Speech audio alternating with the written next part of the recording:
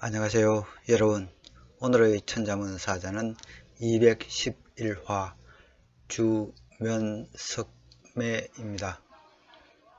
낮주 잘면 저녁석 잘매가 되겠습니다. 사자를 번역하면은 낮잠을 자고 저녁잠도 잔다가 되겠습니다. 낮 시간에 한가로이 오수를 즐기고 저녁이 되어서는 침상에서 느긋하게 취침을 청한다는 말이 되겠습니다. 우리는 지금까지 첩어적방, 식언유방, 환선원결, 그리고 은촉, 위황 등의 사자에서 옛 상류층의 생활 모습을 짐작해 보았는데요. 주면 성매에서는 노동에 종사하지 않는 상류층의 한가로운 삶을 이야기하고 있습니다. 우리네도 따뜻해진 봄날 점심 식사 후에 찾아오는 춘곤증은 어찌할 수 없는데요. 중국인들은 낮잠을 자는 오랜 풍습을 옛날부터 갖고 있었습니다. 공자 문화의 10대 제자를 공문십철이라고 하는데요. 삼천의 제자 중에서 고른 인물들이니 가장 뛰어난 인물들이면 틀림없습니다. 10대 제자 중에서도 언변이 가장 뛰어난 제자로는 제아를 꼽을 수 있습니다. 하지만 제아는 공자가 가장 싫어했던 제자이기도 했습니다. 그 이유는 제아는 윤리적 가치보다는 실리적 가치에 더 중요성을 두었던 인물인데요. 예를 중시한 공자에게 이런 제아의 사상은 대단히 못마땅했던 것 같습니다. 제아의 성은 제, 여는 이름이고요. 자가 자라서 종종 제아로 불리고 있습니다. 논어에는 이 제아를 비난하는 글이 일색인데요. 공야장 편에 오침을 즐기는 제아를 공자께서 나무라는 대목이 나옵니다. 한번 읊어보도록 하겠습니다. 제여 주침 자왈, 제여가 낮잠을 자니 공자께서 말씀하시길 후목 불가조약, 썩은 나무로는 조각할 수 없고 분토지장 불가오약, 이 그름으로 쌓은 담장은 칠할 수 없나니 어여하주 여와 같은 일을 어찌 나무랄까. 자왈 시오 어있냐. 공자께서 말씀하시길 나는 처음부터 사람을 대할 때 청기언이 신기행, 그 말을 듣고 그 행동을 믿었는데 그모 어있냐. 이제 내가 사람을 대할 때 청기언이 관기행, 그 말을 듣고도 그 행동을 관찰하게 되었으니 어여여 계시, 여와 같은 이가 이리 바꾸었다. 사마천의 사기에는 이 공자 문화를 떠난 제아가 제나라로 건너가 임치대부가 되었으나 전상과 함께 반란을 일으켰다, 멸족당했다고 적혀 있습니다. 하지만 이전 문헌들에서 사마천의 기록을 뒷받침할 만한 이 기록들이 전혀 없기 때문에 확실치는 않습니다. 제아는 공자에게 밉보여 이래저래 후대 학자들에게 많은 미움을 받게 되었나 봅니다. 그렇지만 후대 왕조들에서 이런 제아는 성인으로 추앙받았습니다. 그럼 글자에 대해 살펴보도록 하겠습니다. 먼저 낮주를 설명드리겠습니다. 이 자는 분율과 아침단의 합자로 되어 있습니다. 분율은 이 손에 든 붓을 그린 상형문자입니다. 그럼에도 다양하게 해석이 되기에 회의문자에 가깝습니다. 손에 붓을 든 이런 각골자행이 그대로 현대 서체에까지 이어져 왔습니다. 오늘날 붓은 사실 분율자보다는 이 붓대의 재료인 대죽자를 넣은 이 붓필이 단독자로 사용되고 있습니다. 분율은 이제 뭔가 직접 쓰려고 하는 모습으로 풀이되고 있습니다. 그래서 자영은 붓, 그리고 드디어, 마침내, 친히, 직접의 의미가 있습니다. 또한 이 붓으로 뭔가 칠하거나 쓸어내리는 행위로도 해석이 되어서 펴다, 닦다는 의미도 있으며, 이 날랜 이런 붓 동작에서 날래다, 빠르다, 신속하다는 의미도 함께 갖고 있습니다. 그리고 붓의 서필에서 가장 중요한 것 중의 하나는 붓을 이렇게 꼿꼿이 세워서 적는 것입니다. 그래서 이 붓율자의 속뜻에는 세우다, 들어 올리다는 의미가 있어서 이 붓율자가 구성자로 들어가는 경우에는 높이 세우다는 뜻으로 쓰이는 경우가 많습니다. 대표적인 예가 이 세울 근자가 되겠습니다. 세울 근은 길을 내다는 의미로 만들어진 자양입니다. 건문을 보면은 이 언덕 계단과 이 분율의 조합인데요. 또 이 자는 보면은 거리행과 발짓자와 이 분율의 조합입니다. 이는 이 언덕에 계단을 내다 또는 혹은 길을 닦다는 의미입니다. 오늘날에는 유형의 건축물을 만들거나 세운다는 뜻으로 이 세울근이 주로 쓰이고 있습니다. 아침단은 아침 해가 떠오르는 풍경을 그린 자형이 되겠습니다. 각골자를 보면 여기 날일자가 있고 이 아래 못정자가 있는 합입니다. 말뚝을 그린 이 못정자는 각골에서는 영토의 의미로 사용되었기 때문에 영토 위로 떠오르는 해를 나타낸다 하겠습니다. 건문을 지나면서 이 못정자는 지평선을 뜻하는 한일자로 바뀌게 됩니다. 그래서 오늘날 자형은 해가 지평선에서 떠오르는 모습을 그린 것이라 하겠습니다. 아침단의 의미는 아침, 해뜰 무렵, 새벽, 밤새다, 밝아오다 등이 되겠습니다. 그리고 이 단위 구성자로 사용될 경우에는 드러나다, 올라오다는 의미로 쓰이기도 합니다. 예를 들어서 이 변에 오디자가 들어가는 경우에는 이 우통을 벗다는 이 벗을 단자가 되고요. 그리고 이 제방면에 들어가면은 이 손으로 뭔가 들어 올린다는 올릴 글자가 되겠습니다. 낮주는 하늘 높이 띄운 해를 그린 자형이 되겠습니다. 각골자를 보면은 해가 올라오다는 것을 뜻하는 이 날일자와 높이 세우다는 뜻이 있는 이 분율자의 합입니다. 그래서 이 낮주는 해가 하늘 높이 떠 있는 시간, 즉 한낮이나 정오 등을 가리킵니다. 건문자형도 각골자형과 동일하고요. 소전자형은 이 분율자가 아닌 음수갈 숙자와 아침단의 합자로 바뀌어져 있습니다.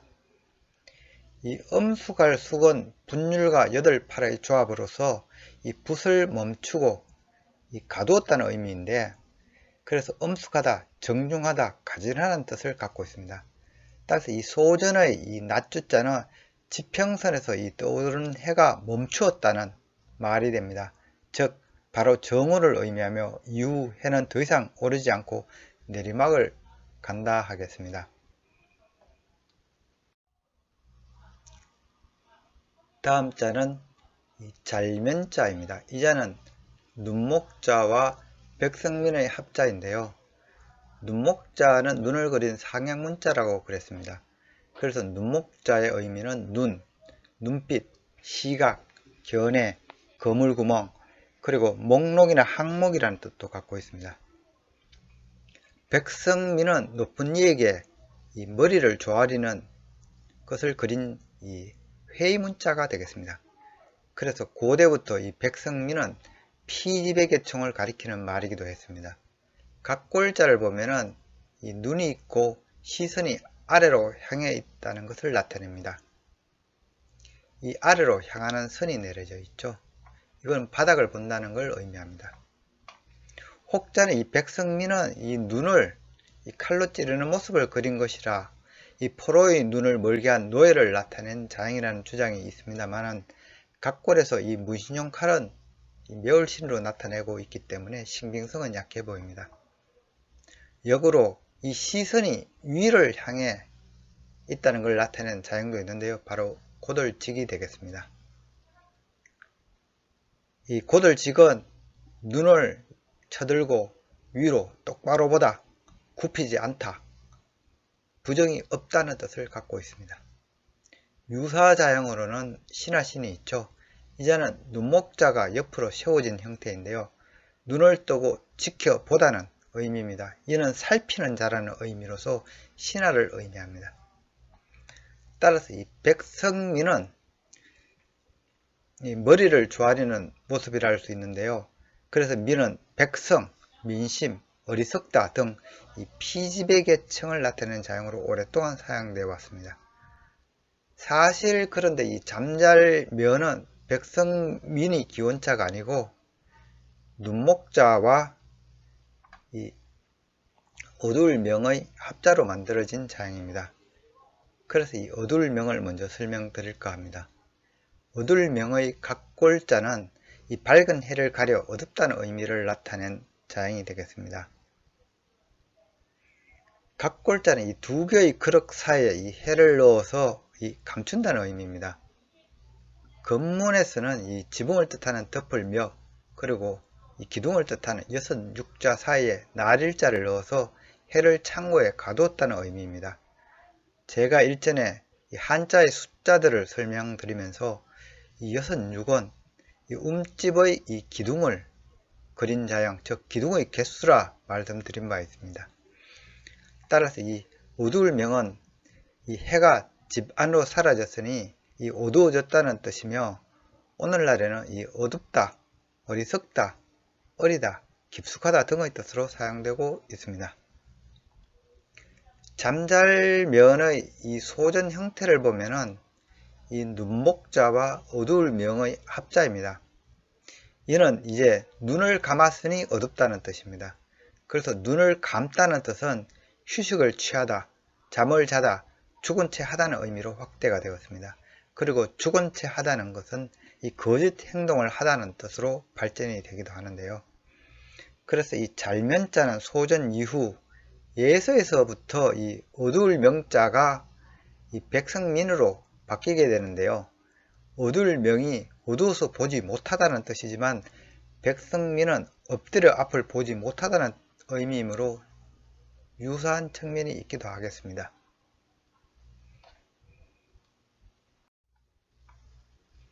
다음 자는 저녁석입니다.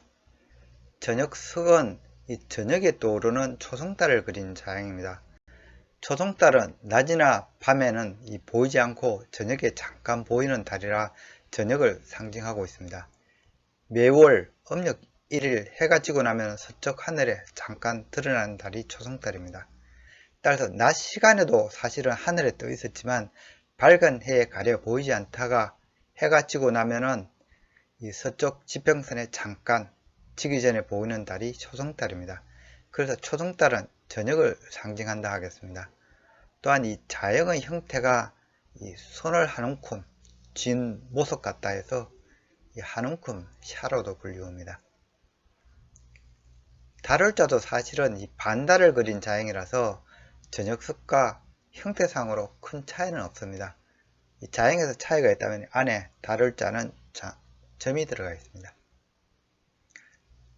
이 저녁석의 오늘날의 의미는 저녁 또는 밤, 서쪽, 기울다, 비스듬하다 등이 되겠습니다. 오늘의 마지막 자는 잘매자가 되겠습니다. 이 자는 진면자 아래에 조각장과 안일미의 합자로 되어 있습니다. 진면자는 움집에서 출발한 자형으로 지금은 지붕이 제대로 갖춰진 큰 집을 의미한다고 일전에 말씀드린 바 있습니다. 나무조각 자항은 200화 초기 원장에서 이미 상세한 설명이 한번 있었습니다. 자항은 나무조각 상으로도 불리우며 넓적한 물건을 셀 때 한 판, 두 판, 세 판처럼 판으로 이렇게 읽기도 합니다. 나무조각 자항의 각골자는 다리가 달린 평상이 옆으로 뉘어진 형태입니다. 각골자형이 그대로 오늘날의 자형으로 이어져 왔습니다. 이 자는 나무조각, 평상의 의미로 사용되었습니다만 오늘날 평상을 나타낼 때에는 재료인 이 나무목이 방에 들어간 평상사항자가 따로 만들어져 사용되고 있습니다. 예로부터 이 휴식이나 낮잠을 평상에서 했기 때문에 이 장은 자행에 졸다, 쉬다, 낮잠 등의 뜻이 포함되어 있습니다. 안일미의 원래 의미는 이 무성한 나무였습니다. 이 나무목의 각 골자를 보면은 뿌리를 뜻하는 아래 이 세 갈래와 가지를 뜻하는 위의 세 갈래가 대칭적으로 그려져 있는데요. 안일미는 이 무성한 나무를 뜻하였으므로 나무가지 획이 더 추가가 되어 있습니다. 그리고 이 형태가 오늘날까지 이어져 왔는데요. 나무의 끝을 뜻하는 이 끝말자와는 이 끝의 이 획의 길이에서 차이가 있습니다. 안일미는 이 나무 가지 끝을 나타내므로 짧게 그려졌지만 끝말은 이 말단을 지시하는 획이므로 길게 그려집니다. 안일미는 처음 무성하다는 의미였지만 차츰 뷰와 같은 이 농작물이 무성하게 자라나는 시기로 풀이되기 시작합니다. 이때는 가지와 잎들만 무성하고 열매는 아직 알이 익지 않았다는 시점이 됩니다. 그래서 시기상으로는 늦여름에 해당되고요. 잎은 무성하나 아직 열매가 익지 않았다는 해석은 이 자행에 아직 여물지 않았다는 의미를 부여하게 됩니다. 그래서 오늘날 이 안일미는 아지다, 아직이다, 아직 뭐뭐 하지 못한다는 의미로 가장 많이 사용되고 있습니다. 또한 이 미는 이 앞으로 장차 익어갈 것이라는 이 풀이 때문에 미래의 장차라는 뜻도 있습니다. 그리고 이 미는 이 곡식의 열매가 이제서야 맛이 들기 시작했다는 의미로도 해석이 되어서 그래서 맛보다는 속뜻이 있습니다. 이를 따로 분화시킨 자양이 변에 이 구자를 추가한 만미자가 되겠습니다. 안일미는 원래 무성하다는 의미이므로 계절상으로는 늦여름에 해당되는데요. 그래서 음양오행에서 계절을 12달로 나눈 이 지지에서 나무가 가장 무성해지는 8월을 상징하는 것이 이 미자가 되겠습니다. 이는 화의 여름과 금의 가을 사이 환절기인 토를 상징하고 있습니다. 덧붙이자면은 원래 이 미는 무성한 나무를 그린 자행이기 때문에 보통 구성자로 사용될 경우에는 이 무성한 정자나무의 특징들을 갖고 있습니다. 이를테면 무성하다 또는 이 무성한 나무의 그늘을 뜻한다 하겠습니다.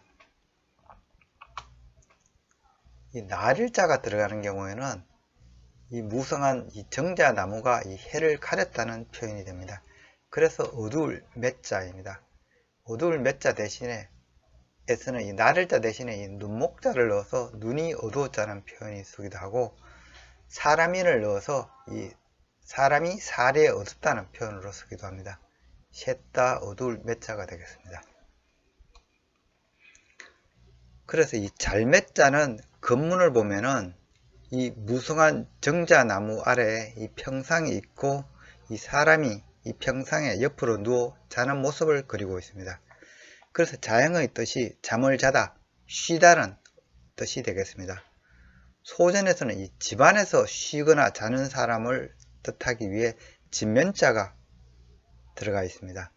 그래서 잘매의 오늘날의 의미는 자다, 이 적적하다 또는 이 죽다는 뜻도 있습니다. 이상으로 오늘의 천자문 사자 주면성매 즉 오수를 즐기고 저녁에 취침을 한다는 사자성어를 마치도록 하겠습니다. 중국 역사에서 장과 관련하여 가장 유명한 인물로는 희선생 진단이 있습니다. 그는 871년에서 989년 사이 100세 이상을 살았으며 화산도사가 되겠습니다. 진단은 수공법을 익혀서 자면서도 돌을 닦았다고 전해집니다.